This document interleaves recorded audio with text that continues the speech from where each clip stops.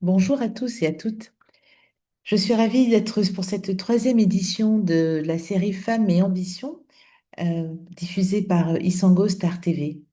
Et aujourd'hui, effectivement, nous parlons de comment une femme entrepreneur doit présenter son entreprise avec impact. Alors, c'est un sujet essentiel qui est pourtant simple en apparence, mais en réalité qui est un sujet très stratégique. Pourquoi ce sujet est important? Parce qu'on peut avoir une très belle idée, une très belle activité. On peut avoir un vrai savoir-faire. On peut avoir de bons produits, de bons services, une vraie énergie, une vraie discipline. Mais si l'on ne sait pas bien parler de son entreprise, on risque de ne pas être comprise, de ne pas être retenue ou de ne pas convaincre. Et cela, beaucoup de femmes entrepreneurs le vivent. Elles travaillent, elles se battent, elles créent, elles vendent. Elles servent les clients avec sérieux, mais quand il faut parler de leur entreprise, très souvent, elles disent simplement: Oh, je vends des vêtements, je fais de la pâtisserie, je suis dans le cosmétique, j'ai fait un salon, je fais traiteur. Ce n'est pas faux, mais ce n'est souvent pas suffisant. Parce que présenter son entreprise, ce n'est pas seulement dire ce que l'on fait. Présenter son entreprise, c'est faire comprendre sa valeur. C'est faire ressortir son utilité, c'est montrer sa différence, c'est aussi donner envie de nous faire confiance. Et aujourd'hui, j'aimerais transmettre une idée simple.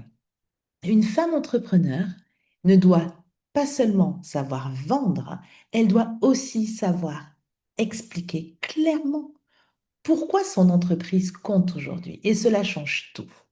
Cela change la manière dont les clients vous regardent. Cela change la manière dont les partenaires vous écoutent. Cela change la manière dont les opportunités viennent à vous. Et cela change aussi la manière dont vous-même vous portez votre entreprise. Alors, j'ai découpé en fait ma présentation sur plusieurs idées à retenir. Et la première idée est la suivante. Il ne faut pas réduire votre entreprise à son produit. Très souvent, quand une femme présente son activité, elle parle uniquement de ce qu'elle vend. Mais une entreprise, c'est pas seulement un produit, c'est votre histoire. Donc, votre trame de départ le montre bien. Une entreprise, c'est aussi une réponse à un besoin, par exemple, à une promesse, à une manière de travailler, à une qualité de service, à une vision, et parfois même à une contribution plus large, à une communauté. Et quand vous dites seulement je vends des sacs, on comprend l'activité, mais on ne comprend pas encore pourquoi vous le faites, pour qui, avec quelle exigence, avec quelle identité, et pourquoi on devrait vous choisir vous. Autrement dit, on connaît le produit, mais on ne connaît pas, on ne vous connaît pas encore. Et c'est là que beaucoup de femmes passent à côté de leur propre force. Parce qu'en réalité, leur entreprise est souvent plus riche que ce qu'elles n'en disent. Une femme ne vend pas seulement un vêtement. Elle peut aider une cliente à se sentir plus élégante, plus confiante, plus visible. Une femme ne vend pas simplement un produit alimentaire. Elle peut proposer de la qualité, de la confiance, du goût, de l'identité locale. Une femme ne vend pas simplement un service. Elle peut offrir un gain de temps. Elle peut offrir une tranquillité, une solution, une expérience. Donc, la première chose à comprendre, c'est cela. Quand vous présentez votre entreprise, ne vous arrêtez pas à ce que vous vendez. Allez jusqu'à ce que vous apportez.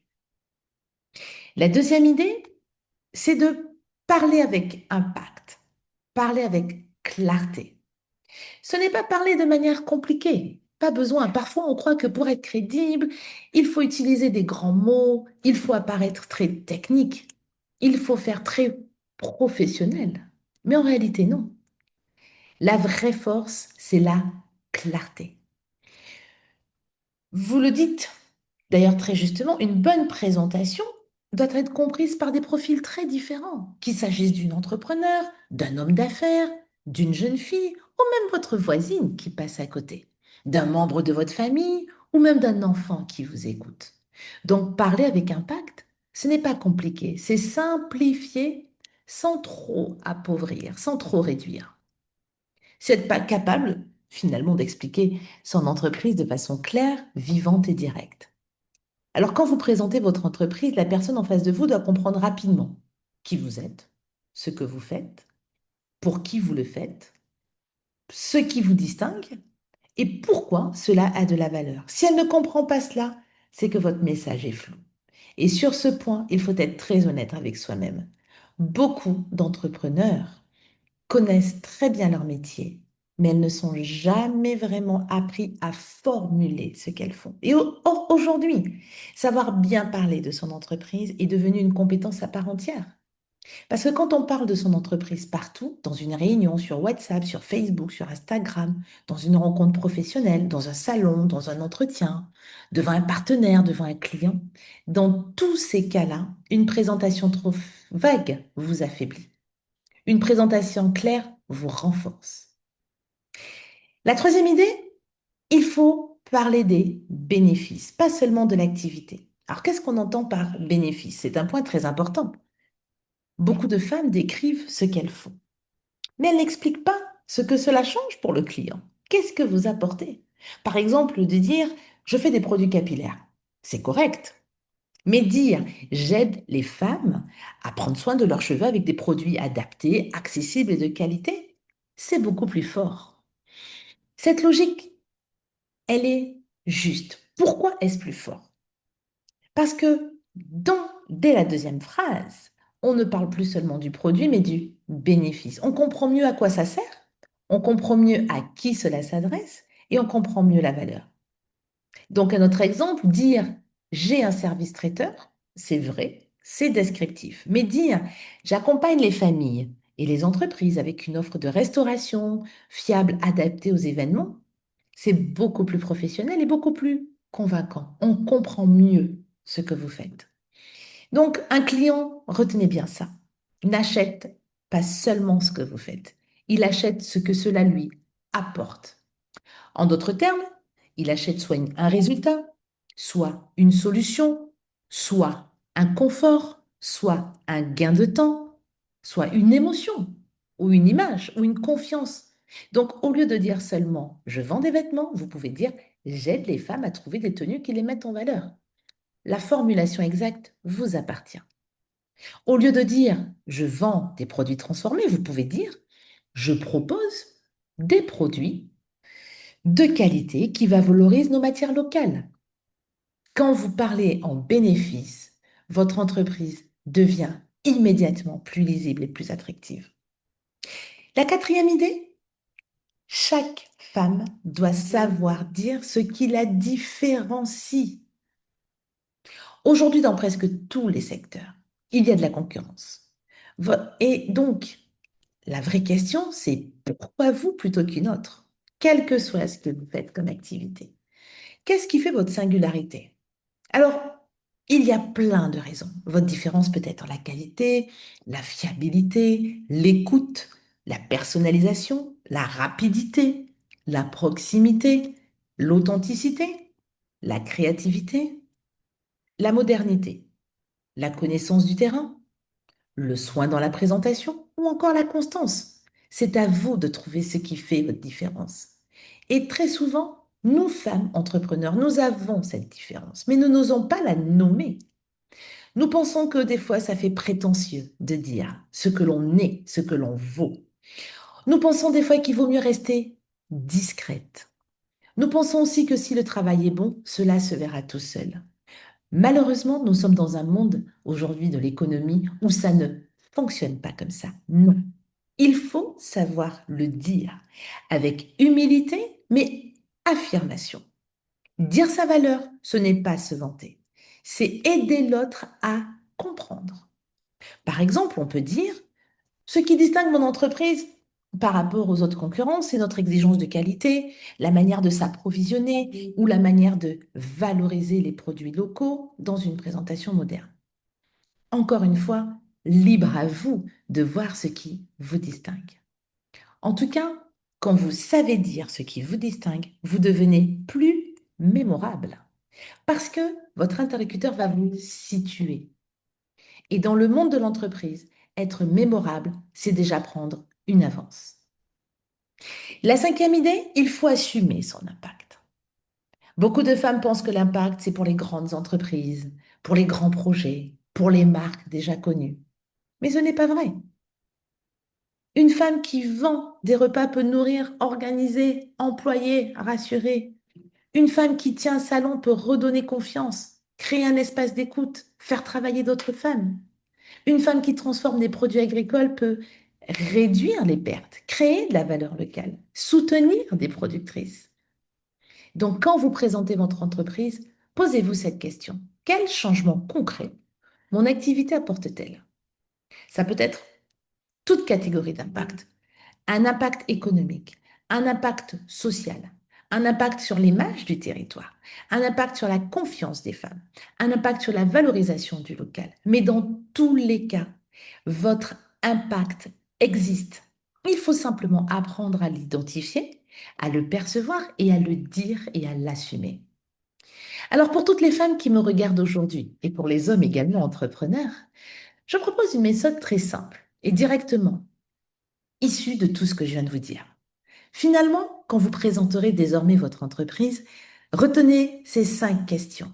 Première question, qui suis-je? Présentez-vous simplement. Deuxième question, que fait mon entreprise? Troisième question, pour qui, à qui s'adresse ce que je propose? Quelle est ma clientèle? Quelle est ma différence? Expliquez ce qui vous distingue. Et puis, quel impact j'apporte? Cela montre la valeur concrète de votre activité. Et si vous savez répondre clairement à ces 5 questions, vous aurez déjà une présentation beaucoup plus forte, beaucoup plus impactante et pas forcément beaucoup plus longue. Et donc, j'ajouterai un conseil très pratique que j'utilise et que j'ai beaucoup pratiqué. Entraînez-vous tout simplement, même quand vous êtes chez vous, même, ouais, même sous la douche, imaginez-vous devant et entraînez-vous à le dire à haute voix. Parce qu'une présentation ne se construit pas seulement dans la tête, elle se travaille aussi à l'oral. Il faut l'entendre, il faut la répéter, il faut savoir si elle est naturelle, il faut savoir si elle sonne juste, il faut qu'elle se donne confiance. Et cela, c'est en vous entendant vous-même parler, en vous entendant vous-même répéter. Alors pour terminer, je voudrais vous montrer très concrètement la différence entre une présentation classique et une présentation impactante. Alors, imaginons une femme entrepreneur au Rwanda. Elle participe à une réunion d'entrepreneurs à la Chambre de commerce et d'industrie, par exemple. Et donc, le contexte serait celui de la valorisation du Made in Rwanda, qui est un concept, un mouvement très fort au Rwanda. Alors, on lui donne la parole pour présenter son entreprise. Et dans la version classique, voilà ce que ça pourrait donner. Bonjour, je m'appelle Aline Iwase. J'ai une entreprise qui fabrique des sacs et des accessoires au Rwanda. Nous travaillons avec des tissus locaux et nous vendons à des particuliers. Nous faisons aussi quelques commandes pour des entreprises. Et notre objectif est de développer notre activité, de trouver plus de clients. Je vous remercie. Alors, qu'est-ce qu'on constate? Cette version est correcte. On comprend qu'elle fabrique des sacs et des accessoires. On comprend qu'elle utilise des tissus locaux, mais cela reste relativement plat. On entend l'activité, mais on ne ressent pas encore la valeur. On ne voit pas clairement la différence. On ne perçoit pas l'ambition. On ne comprend pas encore pourquoi cette entreprise mérite vraiment l'attention. Alors maintenant, je vous propose qu'on regarde la version plus impactante. Bonjour, je m'appelle Aline Iboisé et je suis fondatrice d'une entreprise rwandaise spécialisée dans la création des sacs et accessoires qui valorisent le savoir-faire local dans une esthétique contemporaine. À travers notre marque, nous transformons des matières dans notre entité pour proposer des produits de qualité, élégants et porteurs de sens, à destination d'une clientèle qui veut consommer à la fois du beau, du local et du responsable. Notre ambition s'inscrit pleinement dans la dynamique du Made in Rwanda et nous ne voulons pas seulement vendre des accessoires. Nous voulons démontrer que des marques rwandaises peuvent créer de la valeur, porter une identité forte et répondre à des standards élevés de qualité. Donc, ce qui nous distingue, nous, notre marque, c'est l'alliance entre l'authenticité locale, l'exigence de la finition et puis surtout notre capacité à proposer des produits adaptés, aussi bien aux particuliers qu'aux entreprises. À notre échelle, nous contribuons à faire rayonner la création rwandaise, à soutenir l'économie locale et à montrer que l'entrepreneuriat féminin peut être un véritable moteur de transformation. Je vous remercie. Et donc là, vous voyez la différence. Je suis sûre que vous l'avez compris. Et donc, c'est sur cela que je vous invite en tout cas à désormais travailler. Dans la première version, on entend une activité. Dans la deuxième version, on entend une entreprise. On entend une vision. On a entendu un positionnement. On a entendu une différence. On a entendu une ambition. Et c'est cela, présenter son entreprise avec impact.